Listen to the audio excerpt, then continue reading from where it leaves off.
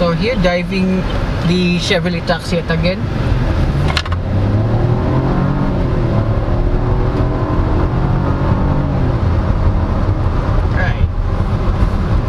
Hello guys, welcome back to my channel. So finally, a part 2 of this Trax 2024 RS review. So I did a full walk around review, and during the launch of this, so I did a quick drive of that too. So if you're new to the channel, so this one is still powered by 1.2 liter turbocharged 3-cylinder engine that produces 137 horsepower and 220 Newton meters of torque. So this one is mated to a 6-speed automatic transmission. So off the line, of course, just left it in automatic mode, D mode.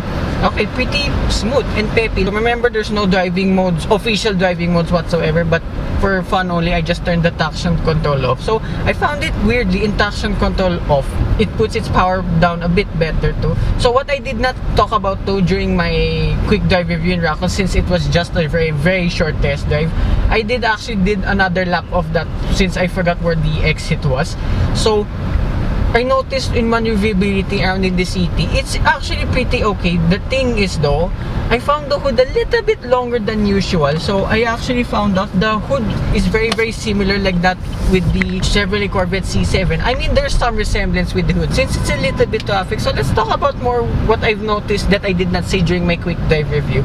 So the air conditioning system, of course, yes, it's cold now. So it takes a while to cool up. So actually, I understand service of auto industry that to maximize the coolness of the aircon, you have to actually set the fan speed really high. But then again, now since it's already warmed up properly, the aircon is still cold nevertheless. So a little bit of a nitpick too, there is no auto hold function for this Trax RS, and yet again there is no paddle shift. It's just a very light nitpick of mine. But there are buttons here behind the steering wheel for adjusting the volume like that, but I'll have to mute you because I don't want to get copyrighted. And to this being the RS model, you have a sunroof over here, just a sunroof, just only for the front passenger seats. And two, since this being a turbocharged 3-cylinder engine, I did notice something too. So I noticed how responsive this car is. So as well, this turbocharger is an electronic assisted one, so that means there's no turbo lag whatsoever. I mean, here, just floor it. It's just a slight throttle delay, but then again, it's not so bad. So I found the response time of this very similar like that with the Tracker, which is actually my favorite subcompact crossover from Chevrolet so far. So this one, actually the driving dynamics seem a bit similar, but this one has a little bit more pep with it. Hence, this is 137 horsepower compared to the 112 of the Tracker. I forgot already, but close to that figure. And then here, but rough roads just here around Pasong Tamo. Yes, there's just slight tire noise, but then again, it's surprisingly not so bad. And as well, the steering feel is very light. So maneuverability around in the city is actually pretty okay. Just yet again, watch out for the long hood. And remember, this does not have front parking sensors, or front sensors rather. And then here, a little bit faster paces, but at a calm pace only, like 40-50 kilometers per hour. Yet again, the tire noise is present, but then again, it's not so bad. And here, the brakes actually feel pretty strong too. And then here, off the line again. Right, gets up to speed pretty quickly, not to my surprise as well. So one nitpick only, again, well, something I noticed in manual mode during the quick drive review, it's a little bit delay if you're using the manual mode here. If you put it to L and then the buttons here beside the gear lever, yeah, it just takes a while to shift up and down. It feels exactly the same like with the Chevrolet Tracker, but it's best just leave it in drive mode. But make no mistake, just leave it in drive mode. It is very good, I have to say. So seating position too, comparing against with its Chevrolet siblings, I did notice this is more or less the same like with the Trailblazer, crossover, let's not forget, and the Tracker. So actually the ergonomics feel exactly the same. So visibility, however, this is where it gets a little bit weird with this Trax. So since this is kind of like a compact SUV, well, rather like a lift-up station wagon, the rear visibility is okay, but I did notice too, the rear view window is pretty small. But then again, there's the reverse camera anyways. So here at a standstill, and just floor it. Just slightly, but whoa.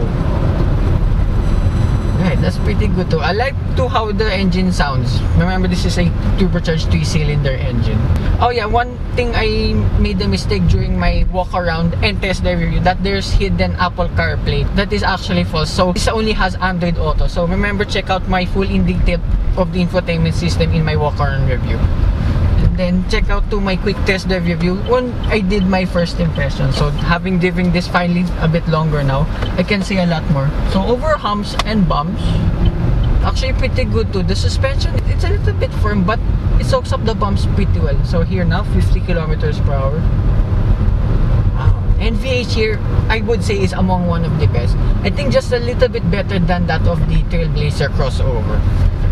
And then body lean, there is, but it's not much actually. So kind of feels planted too at high speeds and very stable too, since I'm already driving what, 60 kilometers per hour. And then here a little bit of rough pavement. Oh wow, so not much suspension going on too. And then here found this little manhole.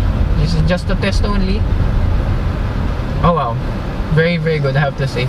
So as well, being the hood a little bit longer than usual, the car itself is not as big as you think. So here another manhole, the suspension cooped it up with this. So as you can see, the visibility, yeah, the D-pillar is kind of big, but as you can see in the corner window, handling wise, yeah, pretty sharp too, even though this is just a very light sting, and an electronic power assisted one too. And then off the line, I mean, you're just 10 kilometers per hour, just floor it. You're just slight jerk with the transmission. It's not a dual clutch kind of thing. It's not what jerky at all. I just noticed how it puts its power down. Yeah, I couldn't agree more with the amount of reviews I've seen with this Trax RS. I mean, it's pretty smooth. The handling's pretty sharp. I mean, what else to say?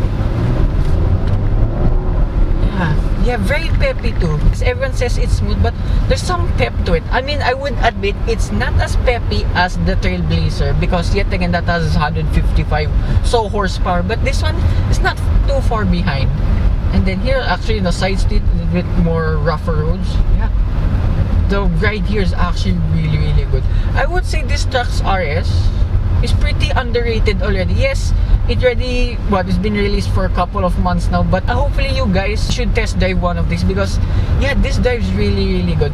Okay, I have not said this in my two videos already, the walk around review and the quick drive review.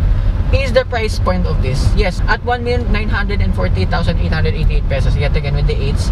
Okay, yes, I admit it's a little bit steeper than usual, but however, I would not mind the price point whatsoever, because if you want to stand out from the crowd, and yet again, if you want a Chevrolet, it drives really well, this is the car actually to go for. I don't know what else to say. This is actually a really good car. Would I buy one myself? Okay, I said that in my walk-around review too. I would not get this specific Trax RS. I would happily go for the red line model, because it's a little bit more affordable. And gonna be honest, how it looks better too with the red line trims, and the interior too. I just dig that white interior. Make no mistake, this RS is pretty good too, but there's something I like with the red line variant too. So as well, fuel economy. So no joke, I did almost 13.7 kilometers per liter during the quick drive review. So here a bit heavier traffic and my foot buried to the floor already. So surprisingly, it's been averaging 11.2 liters per 100 kilometers. So just like around 9 kilometers per liter, which is actually on par with the reviews that I've seen on YouTube with this Trax RS so far. So it's not far off from the claim of Chevrolet's 14 to 15 kilometers per liter in the city. I did not believe that at first. No joke, I did not believe that. But having driven that during the quick drive, I'm like, oh, I was so close to the 14. And then there are some reviews who did 11 to 12 kilometers per liter depending on the traffic congestions. Yeah, I can see where they get the 11 and actually doing something like 9 to 10 kilometers per liter now. So at least what you get for, yes, again with the steep price, it makes up for it for this fuel efficiency. So where else can you get this kind of combo? It's smooth, it's peppy, it's comfortable, and it's fuel efficient. So I really recommend this Trax RS. Again, let's flirt one more time. Right. That's the forward collision warning doing its thing. So same layout actually like with the Trailblazer that I've driven almost a year ago. So check that out too on my channel. So that concludes finally my full test drive review of this Trax RS. So I'd like to thank everyone here at Chevrolet Makati, to Ma'am Jen, and to Sir Daryl over here who assisted me in this test drive.